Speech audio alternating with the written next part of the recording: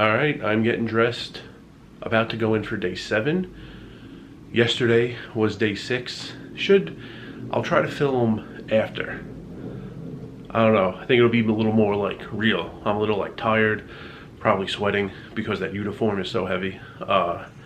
But yesterday worked, fairly long day, got back, got cleaned up, went to sleep, didn't film. But I'll talk to you about day 6, which was yesterday. Day 6, a lot of horse. Limit Hold'em, Omaha 8, Raz, Stud 8.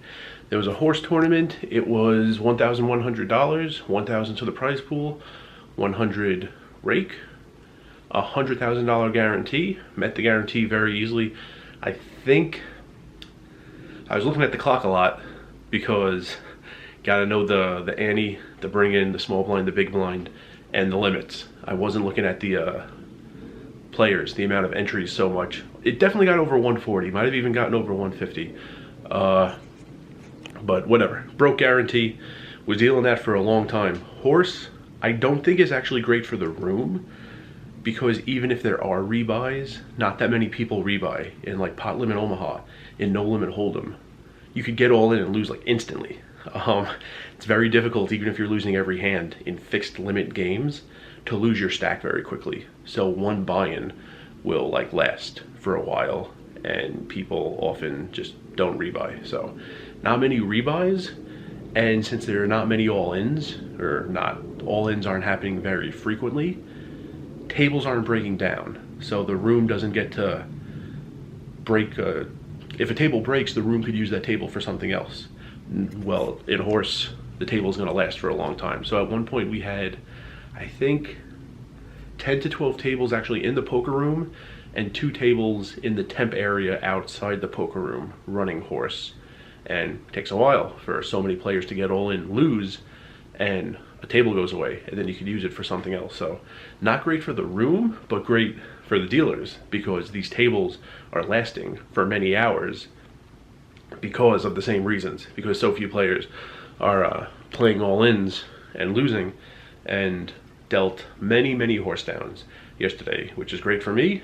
The rate is the higher of the 2 rates between non-Hold'em tournament downs and Hold'em tournament downs, so got a lot of the more profitable tournament downs.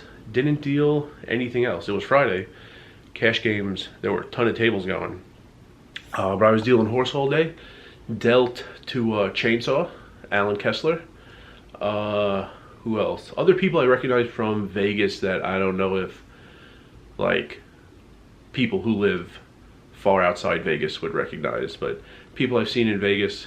Some games, some mixed games run throughout town. Some people I recognize, but I'm trying to think if there are any other huge names in that tournament.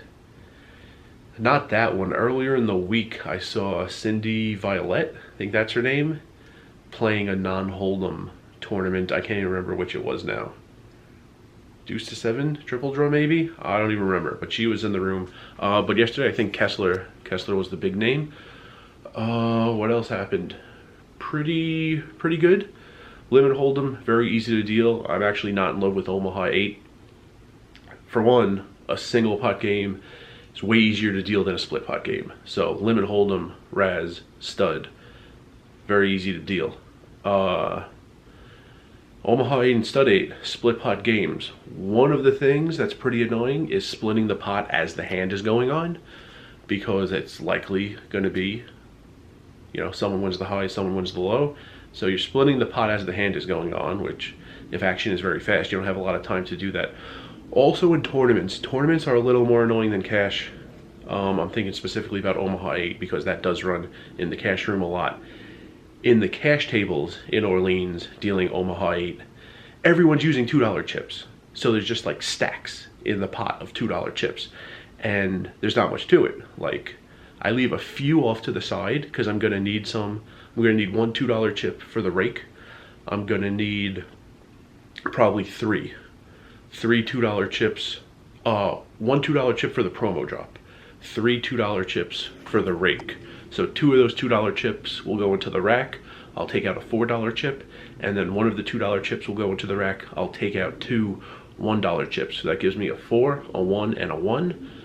One of the ones and the 4 goes over the rake chute, and then there's just a $1 chip in there. I don't need many chips like kind of off to the side to make change. In tournaments, there's not a ton of low denomination chips on the table. So there were like a bunch of times I'm splitting the pot as the hand is going on. You know, this like column of chips is the high, this column of chips is for the low. And then someone will call like a $1,600 bet with a 5,000 chip. And now I need to take all those chips that were in the middle to make change, and that messes up like the split. So that was happening a little. I'm actually now leaving like way more chips than I think will be necessary kind of off to the side, like a working stack for myself to make change if it comes up. It's not that annoying when the stakes are round numbers. When we're playing like 3,000, 6,000, not a big deal at all. When we're playing like 600, 1,200, yeah, because people will be calling like $600 bets with a $1,000 chip, or $1,200 bets with two $1,000 chips, and then I need to make change. So that's a little annoying. Also, don't love in Omaha, like people showdown and reading like players' hands like matched with the board. Like stud 8 is a split pot game, but you just look at one player. One player has 7 cards, that's it. What's the high, what's the low? Go to the next player. What's that player's high, what's that player's low? And that's it. Omaha is a little more confusing, at least for me, because like that guy's cards matched with the board. Exactly 2, exactly 3, and you have to like do that for everyone else, and it takes a little bit. And there was one instance where I misread someone's low, which 6 seat caught it, good. So there wasn't a huge, it was like well before the chips got mixed in with seat 8's chip stack. So thanks to seat 6 for speaking up. Besides that, any other mistakes? That was probably the worst that happened. I think there was one time the blind level increased. I didn't realize the bring-in had gone up from 500 to 1,000, and the guy who had to bring in whatever it was, Raz or Stud 8, I only had him bring in 500, but it was 1,000. But someone caught that very quickly. Anything else? Any other problems? No problems in Limit Hold'em. That's a simple game. I think that was it. Pretty smooth. Long day. Got a little overtime pay. It was over 8 hours. Today, what games are going today? No Limit is the 11 a.m. tournament. Got to leave in a few minutes. Get over there. The 6 p.m. is No Limit. The 4 o'clock. The 4 o'clock is, I don't remember. I don't think it's a satellite.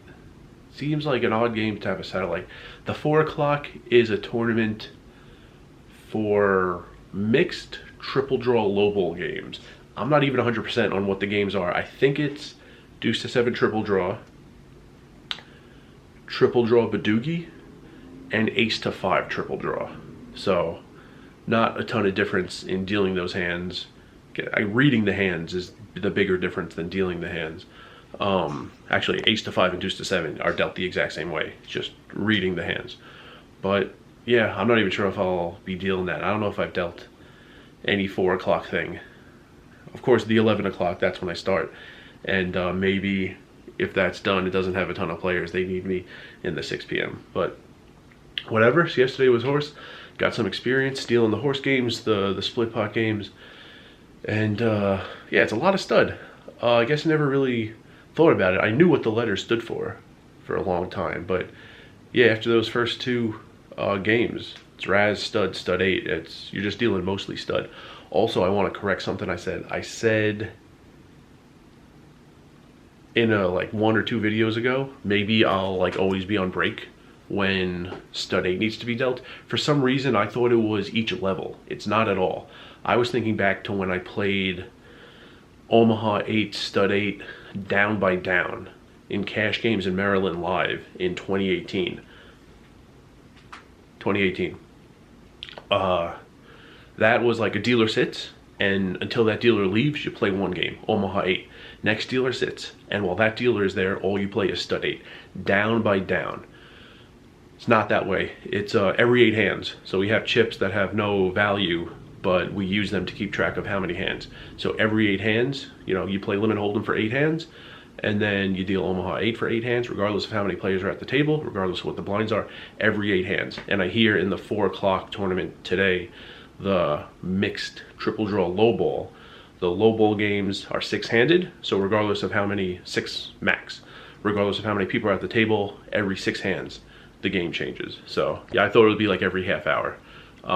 It's not, it's every 8 hands. So wanted to correct myself on that.